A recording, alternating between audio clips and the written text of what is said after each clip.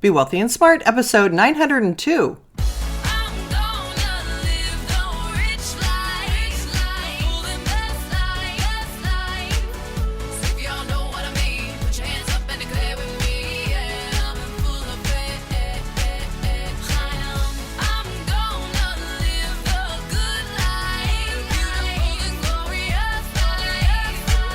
Step into a world of wealth and financial freedom without budgets, boredom, or bosses on Be Wealthy and Smart. And now, here's your host, Linda P. Jones. Welcome to Be Wealthy and Smart. I'm Linda P. Jones, America's Wealth Mentor, empowering women and men worldwide to financial freedom. On today's show, we're going to talk about 5 of Jeff Bezos' best lessons for success from his 27 years as Amazon CEO. Now, some people love Jeff Bezos, some people don't like Jeff Bezos, but no matter which camp you're in, I had to agree that these 5 lessons that he talked about had a lot of wisdom in them, and I thought they were worth sharing with you. The article comes to us from CNBC, and it was written by Tom Huddleston Jr. And it says, Monday marks Jeff Bezos' final day as the CEO of Amazon, the company he launched in 1994 as an online bookseller that is now an e-commerce behemoth worth $1.7 trillion. The company that has made him the richest person in the world with a nearly $200 billion fortune. Over Bezos' roughly 27 years as CEO, he regularly shared advice and lessons learned in interviews and his annual letters to Amazon shareholders. Here are some of the best examples of what Bezos, 57, has shared over the years. Number 1, take risks. When you think about the things that you will regret when you're 80, they're almost always the things that you did not do. They're acts of omission. Very rarely are you going to regret something that you did that failed and didn't work or whatever, Bezos said in a 2018 interview. And I just want to pause there and say, I remember doing a podcast about that and how he used that visualization to help him make decisions in his life. And that was one of the reasons that he decided to start Amazon and move across the country to Seattle and begin his business there. So if you haven't checked out that podcast, it is Be Wealthy and Smart podcast number 411, which is over on my website at lindapjones.com/podcasts. The article goes on to say that philosophy helped shape Bezos' life before he even launched Amazon. When he was just 30 years old, Bezos had a Wall Street job at hedge fund D.E. Shaw, but he saw promise in the future of the internet company and got the idea to build a bookstore online. Bezos' boss agreed the idea had potential, but he still tried to convince Bezos that it would be less of a risk to keep the job he had. I pictured myself at 80 years old thinking back on my life in a quiet moment of reflection, Bezos said of that moment in his life during a 2020 fireside chat in India. Would I regret leaving this company in the middle of the year and walking away from my annual bonus? Of course, Bezos decided to go for it, and he moved across the country to start Amazon out of a garage in Seattle suburbs in the summer of 1994. The website went live a year later on July 16, 1995. I didn't think I'd regret trying and failing, and I suspected I would always be haunted by a decision to not try at all, Bezos said in 2018.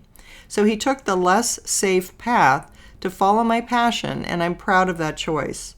Picturing yourself as an 80-year-old looking back on your life and the choices you might regret also works for personal decisions, Bezos added. I'm not just talking about business things, he said. It's like, I love that person and I never told them. And 50 years later, you're like, why didn't I tell her? Why didn't I go after it? So that's the kind of life regret that is very hard to be happy about when you're telling yourself in a private moment that story of your life. So I want to pause there and just say, I completely agree. It's the things that you don't do that you regret. What I like also about this part where he talks about taking risks is he said he didn't think he would regret trying and failing. And so often I think we are scared to fail. I know a lot of people who want to do things, but they're just so afraid of failure. And I love the fact that he decided in his mind he would be much better off trying and failing than not trying at all. I think that's something we can all learn from. Number 2, make good decisions fast. Bezos believes that the key to maintaining an innovative business is to make high-quality, high-velocity decisions. In his 2015 letter to Amazon shareholders, Bezos wrote about the importance of speed and nimbleness in making Amazon a large company that's also an invention machine. While he admits that some decisions are irreversible or nearly irreversible, most are not. Most decisions are changeable, reversible. They're two-way doors, he wrote. In those cases, when you make a decision that is suboptimal, according to Bezos, you don't have to live with the consequences for that long. You can reopen the door and go back through. Those types of decisions should be made quickly, according to Bezos. Otherwise, he wrote, people or companies that spend too much time deliberating over reversible decisions risk being subject to slowness, unthoughtful risk aversion, failure to experiment sufficiently, and consequently diminished invention. All of my best decisions in business and in life have been made with heart, intuition, guts, not with analysis, Bezos said in an interview at the Economic Club in Washington, D.C. in 2018. So I want to pause there and say, isn't that interesting? We are taught to analyze everything to death, to look at spreadsheets, to look at the numbers, to make the decisions based on that. And he's saying just the opposite. And I have to say, I agree. What I like about this part that he talks about is he's saying you can head out in one direction, and if you realize it's the wrong direction, you can always turn and go a different way. And there's nothing wrong with that. Sometimes you have to pivot, sometimes you have to punt. It's just the way life is. And thinking that you set out your goals and they're all going to be in a straight line and work out exactly as planned, I think that is setting us up for failure to expect that that is the way that life works. It doesn't. You head out on a trip, you take a wrong turn, you self-course correct and get back on the right road. That's just the way life is. And if we're afraid to take risks, if we're afraid to try new things, if we're too tied into numbers, I think that's doing us a disservice. Number 3, finding your calling. Figuring out your passion in life is a central point in the advice that Bezos says he most often gives to his younger employees, as well as his 4 children, the billionaire said at the George W. Bush Presidential Center's Forum on Leadership in 2018. You can have a job, or you can have a career, or you can have a calling, Bezos said. And if you can somehow figure out how to have a calling, you've hit the jackpot, because that's the big deal. In other words, finding a way to make a career out of your passion is Bezos' idea of true success, and he believes that everyone has a passion. You don't choose your passions choose you, he said at the time. All of us are gifted with certain passions, and the people who are lucky are the ones who get to follow those things. While Bezos has said he followed his passion as a garage inventor when he launched Amazon, in recent years the billionaire admitted that his real lifelong passion has been space.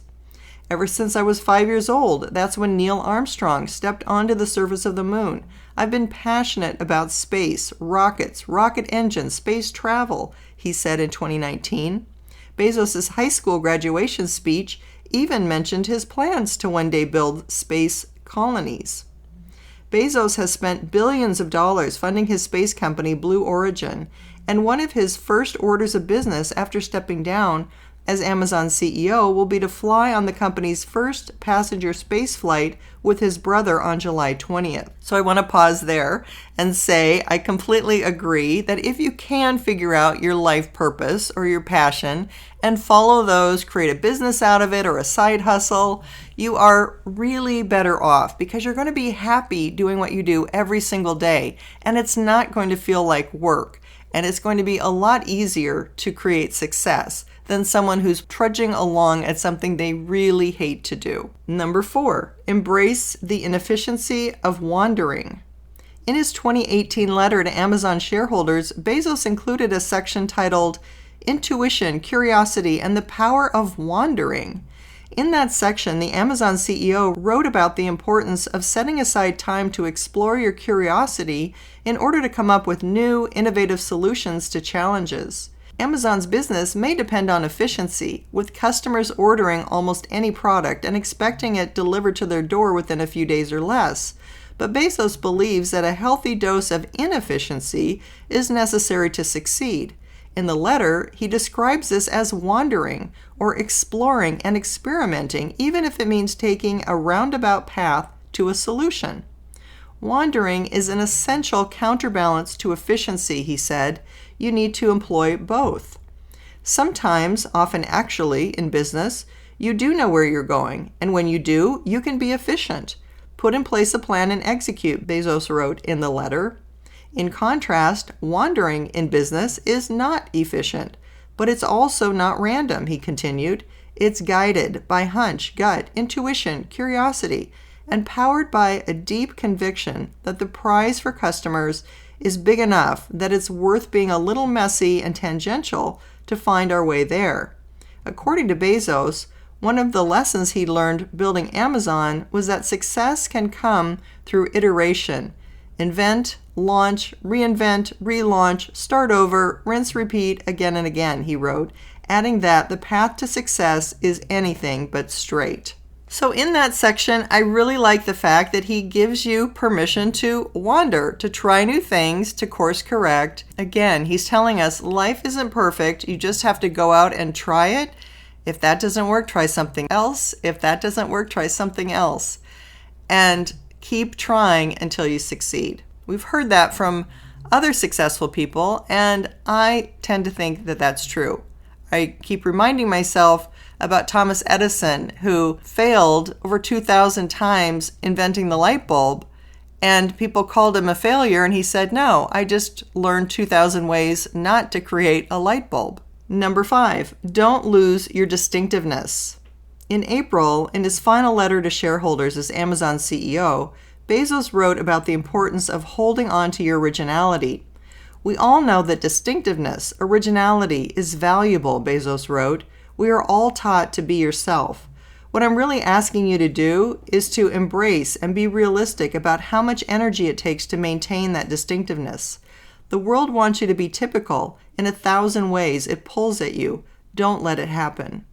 Bezos went on to say that it's worth it to maintain your distinctiveness, even though it requires continuous hard work. The fairy tale version of the advice, be yourself, is that all the pain stops as soon as you allow your distinctiveness to shine. That version is misleading. Being yourself is worth it, but don't expect it to be easy or free, Bezos wrote. He will transition to be executive chairman of Amazon's board and has said he is moving on to focus on projects like Blue Origin. End of article. Well, that last bit of advice was a good one, but it's also difficult because sometimes we're told to be ourselves, but a lot of times we're told to be somebody else or be like other people or to blend in more and not be distinctive. So I agree with him that it's not easy, it's not free, but to embrace your originality and what makes you you, I think is very empowering. And I think ultimately it's the only way to really be happy, to find the things that make you happy, to follow those things, and whatever that means to you is the path you should be on. I will post a link to this article in the show notes in case you want to read it and review it for yourself. I think there are a lot of pieces of gold in here that Jeff shared with us. It's not often that we get to hear advice from one of the richest people in the world, but when we do, I like to share it with you. So again, I want to remind you that I have more podcasts over at lindapjones.com/podcast because Apple Podcasts only handles the last 300 podcasts, and I have many more than that over on my page.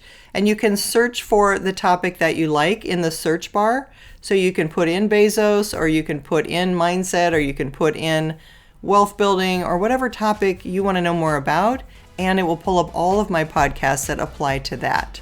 That's all for today. Until next time, live the good life and be wealthy and smart.